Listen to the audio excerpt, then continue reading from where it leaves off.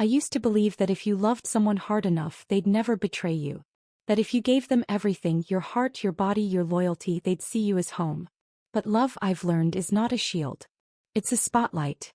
And sometimes it just illuminates the knife. I met Ryan when I was 24. He had this lazy kind of charm, the kind that wrapped around you like warm sheets on a cold day. We met through friends, the usual he's funny, you're intense. This could be interesting setup. And it was. He made me laugh when I took life too seriously. I made him think when he wanted to coast. It worked until it didn't. We moved in together after a year. Then came the wedding, small but beautiful, backyard twinkle lights, my dad's old record player spinning vinyl love songs, and a promise that felt like it meant something at the time. Fast forward 2 years later and I was pregnant.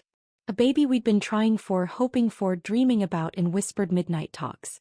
He was attentive. Rubbed my feet when they swelled, brought me weird food combinations I craved at 2 a.m. He cried during the first ultrasound. That memory still fucking hurts. Because I held his hand, believing it meant he was with me in this. Believing we were a team. And the name, oh God, the name. Elena. He said it one night like it had just floated into his head. It just feels right, doesn't it? Soft, elegant. Like she's going to grow up with poetry in her blood. I loved it. I told everyone it was his idea. I thought it meant something. Looking back, there were signs. Small cracks I painted over.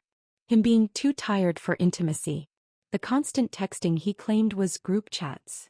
The way he turned his phone over when he placed it on the counter. But pregnancy makes you vulnerable. You want so badly to believe you're safe. That he wouldn't hurt you when you're literally building his child inside you. My mom always said love should feel like a harbor, not a storm. But even harbors flood when the tide's high enough. I still remember the first time I held Elena in my arms. I whispered her name like a prayer. If I had known what I know now, I wonder if I would have felt her weight the same way. Wonder if I would have cried the same tears. Wonder if I would have given her that name. But I didn't know then. I didn't know that while I was growing our child, he was giving his heart, and more, to someone else. Worse, he gave our daughter her name. Started while I was in my second trimester. I didn't know it then, of course. At the time, I was counting kicks, browsing baby name forums, and trying to ignore the back pain and insomnia. I was focused on preparing a home. He was apparently busy destroying it. The signs were subtle. Ryan was always good at subtle. Late nights at work. A sudden interest in going to the gym. He started showering twice a day, even when he hadn't gone anywhere. I chalked it up to nerves about fatherhood. Maybe a man just wants to feel strong and in control when everything's changing. But then there was the texting. Always the texting. He'd smile down at his screen, tilted just slightly away from me. I asked him once, half joking, "Who's keeping you so entertained?" He laughed and said, "Fantasy football. My team is killing it." I smiled back. I wanted to believe it. I really did. The messages I eventually found were on an old iPad he forgot was synced to his phone. It was late. Elena was a newborn, finally asleep in her bassinet. I was folding tiny onesies and looking for a meditation playlist when I saw the preview. "I still can't believe you named her after me." My stomach dropped. I clicked it open, hands shaking so violently I nearly dropped the tablet. The conversation was weeks long. Months, actually. It started around the same time my belly popped. Her name was Elena. Elena F. In his contacts. He'd saved her under a fake company name, freelance client. I guess that was his idea of clever. The messages were, God. Laughing about how I still didn't know. Jokes about baby mama drama. One photo of them together, taken in the reflection of a hotel mirror. He had that same lazy grin. The one I used to trust. What broke me wasn't the sex. Or even the betrayal. It was how happy he sounded with her. Like all the affection and tenderness he once gave me had just been rerouted, like a river finding a new path. It was like I had become an old home he'd outgrown. And this woman, this Elena, was the new renovation. He told her he wished the baby was hers. That it felt poetic to give the child her name. That maybe it would help him feel closer to her when he couldn't be. Me. I was just the vessel. Just the carrier.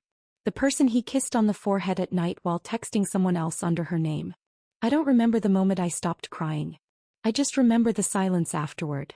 Like the whole world had gone still, waiting to see what I would do. I didn't confront him right away. I wish I could say I stormed into the room, through the iPad at his chest, and screamed everything I felt. But I didn't. I sat in that silence for days, maybe weeks, pretending I didn't know because I needed time to figure out who I was now. I needed time to grieve the life I thought I had.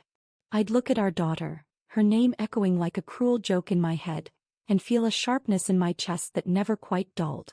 Every time I said her name aloud, it felt like betrayal bleeding out of my mouth. He kept acting like everything was normal. Packing the diaper bag. Making jokes about how little sleep we were getting. Kissing my temple like he hadn't shattered me with every, "I love you," he whispered into another woman's body. I started noticing things I hadn't before. How quickly he shut down when I asked emotional questions. How he deflected with sarcasm. How he avoided eye contact when I mentioned baby names to friends, brushing it off like it was just a pretty name we liked. I started testing him in small ways, asking him what made him choose it. "It just sounded poetic," he said. "Like something out of a novel." A novel he wrote with another woman. I couldn't stop replaying the texts in my head. The one that gutted me most was, "It's like she gave birth to our secret. You and me written into her name." I thought about changing the name. Wiggly. Erasing the stain of it. But the idea of dragging my newborn daughter through a paperwork war because of him felt like handing her his shame. And I refused to make her carry that. Instead I planned. I gathered evidence. Screenshots, timestamps, receipts. I spoke to a lawyer discreetly. I got tested for STDs just to be safe. There was no one I could tell, no one who wouldn't say, "But you just had a baby. Don't do anything drastic." As if my postpartum body made me incapable of clarity. As if being a mother meant I had to martyr myself to a man who named our child after his mistress. What he didn't realize was how much a woman can carry when she's had to carry life. How quiet rage burns hotter than screams. How devastation when channeled becomes strategy. One night he came home from work, kissed the baby and smiled at me like he still had the right to. He poured himself a drink. Sat on the couch. Scrolled through his phone. I looked at him across the room and felt nothing. No sadness. No love. Just a question burning like wildfire in my mind. How far can a man go before a woman stops trying to forgive him? Turns out, for me, it was naming our child after his affair partner. It happened on a Sunday. One of those deceptively perfect mornings where the sun spills just right across the kitchen table and the smell of coffee makes you believe life is simple. I was wearing one of his old hoodies.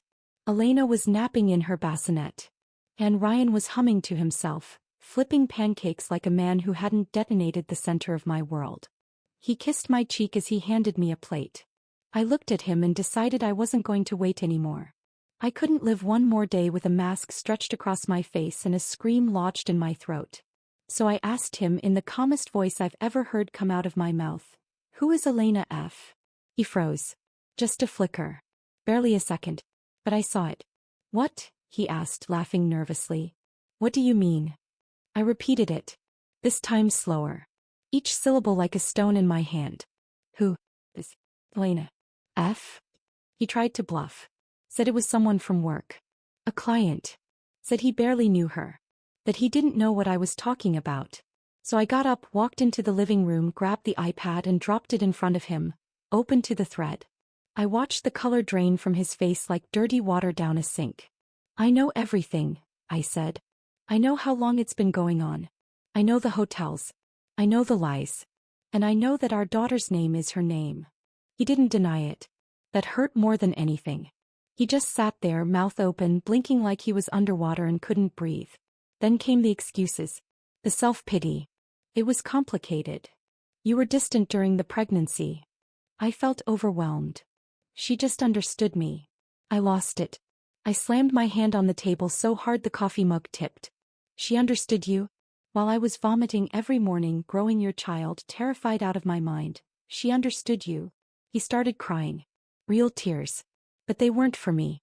They were for being caught. For the consequences. Not once did he say he was sorry. Not once did he ask what this meant for us. Because he knew. I was already gone. My body might have been standing there, but the girl who loved him, who trusted him enough to build a family with him, she had died somewhere between the third contraction and the last screenshot. I told him to leave. Right then.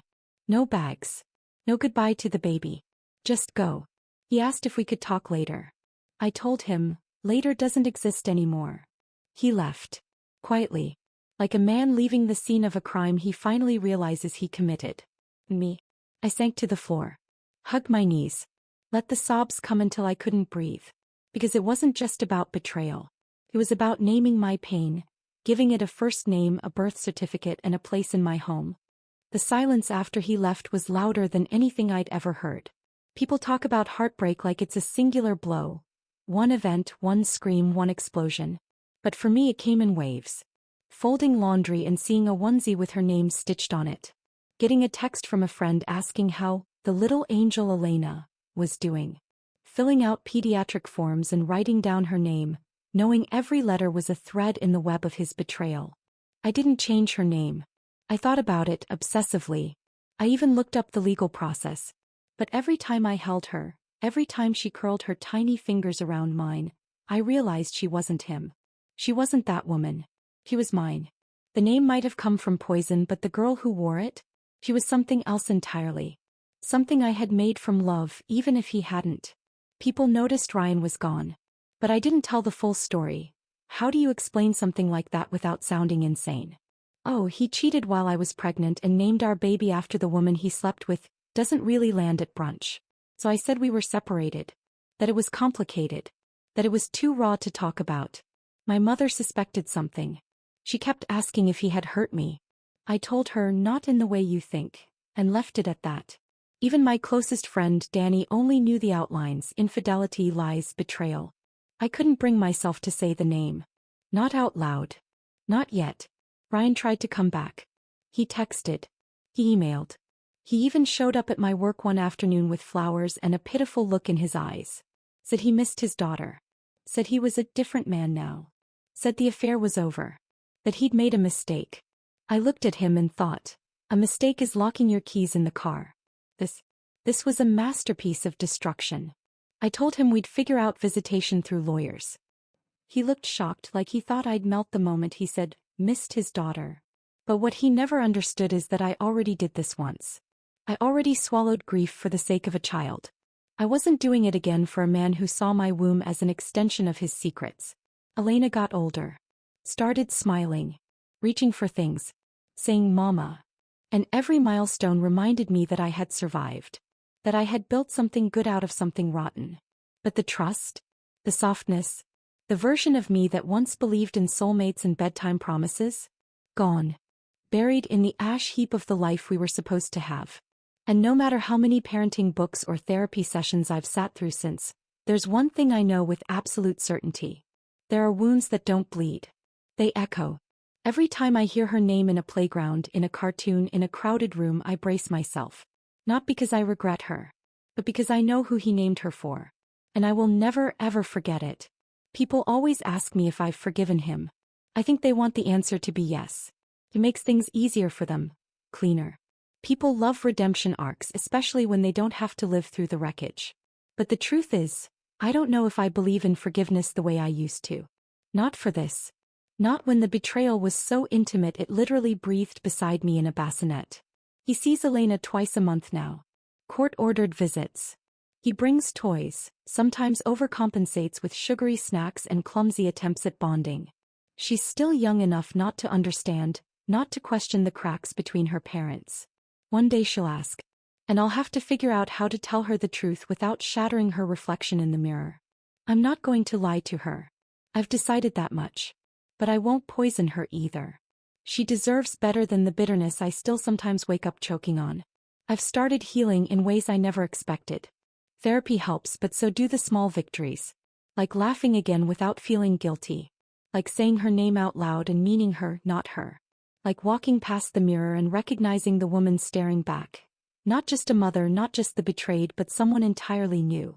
Someone rebuilt. Do I still hurt? Yeah. Especially on the quiet days when the house is still and my thoughts get loud. Sometimes I wonder if I'll ever trust anyone again. If love will ever feel safe, or if I've been rewired to flinch every time it gets too close. Sometimes I think about writing a letter to her, the woman he named our daughter after. But I don't.